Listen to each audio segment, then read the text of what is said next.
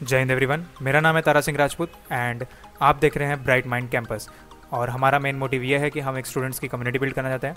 Okay guys, तो last video में हमने देखा था कि वेयर, लेट, कॉन्स्ट वगैरह क्या होता है। आई मीन लास्ट वीडियो में मैंने बताया कि वेरिएबल्स क्या होता है, कमेंट्स क्या होता है, एंड देन कुछ जावास्क्रिप्ट के बेसिक कॉन्सेप्ट्स, फंडामेंटल्स जो है, सिंटैक्स वगैरह, वो मैंने बताए थे लास्ट वीडियो में, फंक्शंस वगैरह।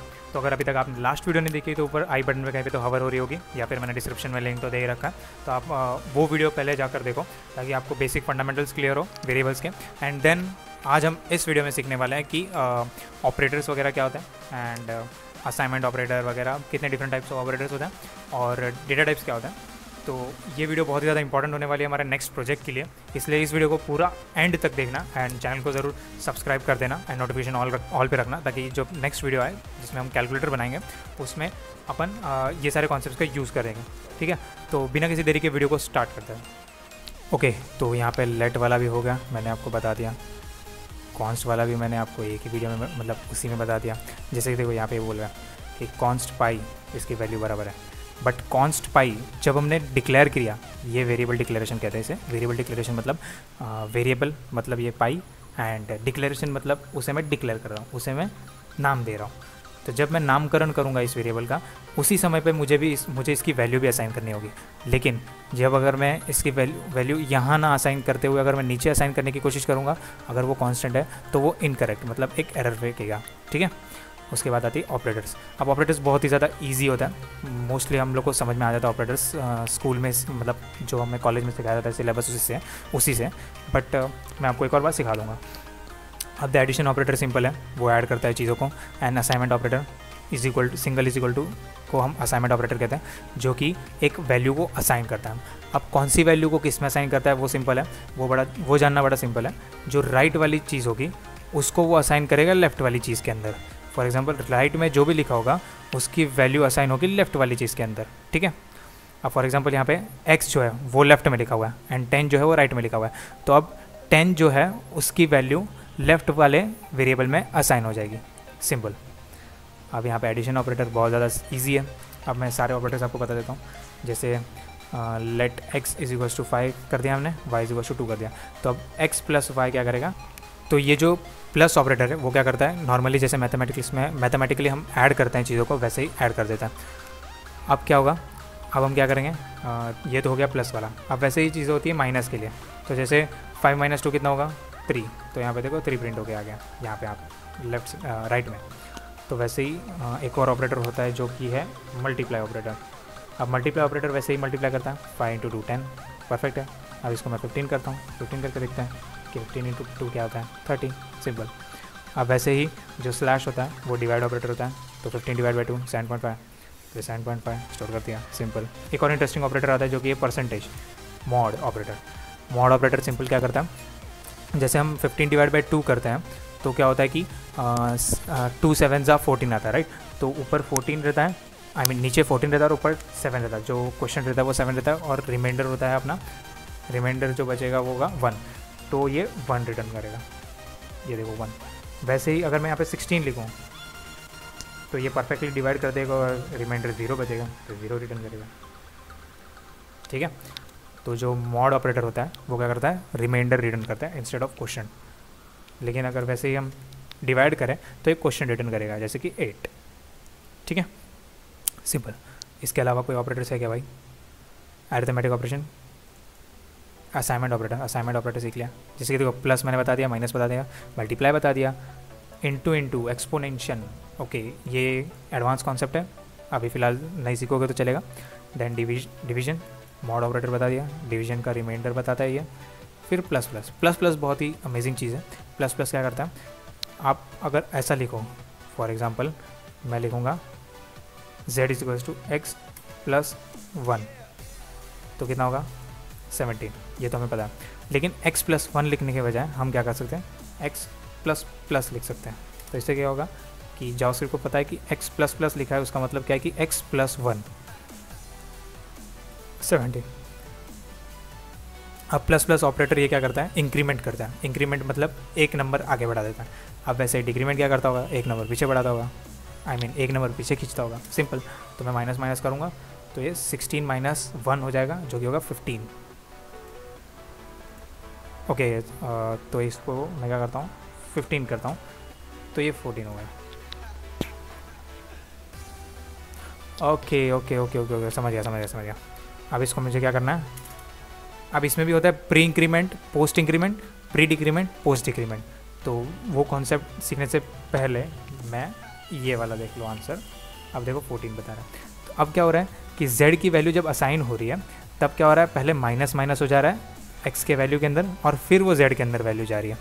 और जब मैंने इसको ऐसे लिखा था माइनस माइनस, तब क्या हो रहा था कि x की वैल्यू ऑलरेडी z के अंदर जा चुकी है, अब जो x की वैल्यू है वो -1 हो चुकी है। अब फॉर एग्जांपल वैसे ही अगर मैं इसको यहाँ पे z प्रिंट करने की बजाय अगर मैं यहाँ पे इसको बोलूँ x प्रिंट करना है, तब देखना 14 प्रिंट होगा। देखो 14 प्रिंट हो रहा है। अब समझो मैं इसको माइनस माइनस हटा के प्लस प्लस करता हूँ, तब क्या होगा z क्या होगा, z की वैल्यू तो 15 ही रहेगी, बट x की वैल्यू जो है वो 16 हो जाएगी। देखना देखो 16 हो गए। अब यहाँ पे अगर मैं z को प्रिंट करता हूँ तो z की देखना 15 ही रहेगी वैल्यू, देखो 15 ही है, समझे। तो अगर हम पीछे लिखते हैं तो आता है पोस्ट इंक्रीमेंट, मतलब वैल्यू असाइन होने से पहले, z के अंदर वैल्यू असाइन होने से पहले, सॉरी वैल्यू असाइन होने के बाद इंक्रीमेंट होगा। वहीं होता है प्री इंक्रीमेंट। क्या करता है प्री इंक्रीमेंट, क्या करता है कि पहले वैल्यू असाइन करने से पहले ही वो माइनस कर देता है या फिर ऐड कर देता है according to the operator you are using, और फिर वो वैल्यू असाइन करता है। ठीक है, चलो ये हो गया। अब इसके बाद नोट क्या है, arithmetic operators are fully described in GS arithmetic chapter. Okay, ये वाले चैप्टर में तो आप आराम से बैठ के इसको पढ़ लेना, इसमें बहुत सारे असाइनमेंट ऑपरेटर हैं। ठीक है, अब हम आते हैं डेटा टाइप्स के ऊपर। डेटा टाइप्स जो होते हैं वो बहुत ज़्यादा इंपॉर्टेंट होता है किसी भी प्रोग्रामिंग लैंग्वेज के अंदर। ठीक है, तो सबसे पहले होता है स्ट्रिंग मतलब कोई भी कैरेक्टर्स, मतलब सेट ऑफ कैरेक्टर्स की वैल्यू। फिर होता है नंबर मतलब कोई भी simple number, non decimal number. ठीक है, मतलब फॉर एग्जांपल हम कैसे इंटीजर नंबर। फिर होता है बिग इंट मतलब ज़्यादा स्टोर करने वाला। बिग इंट का कॉन्सेप्ट ऐसा है कि नंबर में भी हम एक स्पेसिफिक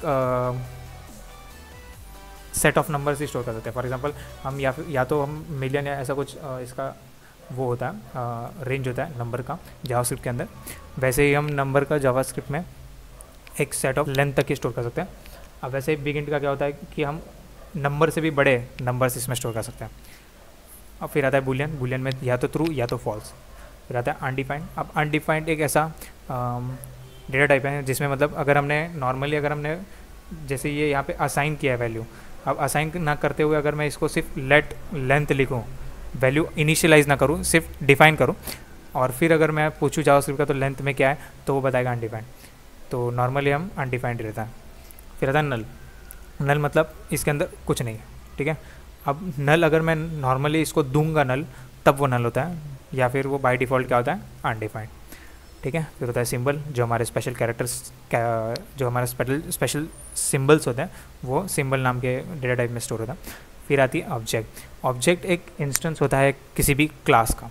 तो ये अगर अभी आपको नहीं आ रहा है तो कोई दिक्कत नहीं है, इसको हम बाद में अच्छे से सीखेंगे। ठीक है, तो आई थिंक इतना सीखना ज़रूरी था। ओके, तो फंक्शंस भी हम इसमें सीख लेते हैं। हालांकि हमने फंक्शंस लास्ट वीडियो में सीख लिया था, बट एक और बार सीख लेते हैं यहाँ पे। अब फंक्शन क्या होता है कि एक सेट ऑफ प्रॉपर्टीज़ को ये बार बार रन करता है। फॉर एग्जांपल फंक्शन का सिंटैक्स देख लेते हैं सबसे पहले। यहाँ पे मैंने फंक्शन लिखा हुआ है, यहाँ पे मैंने फंक्शन लिख रखा है।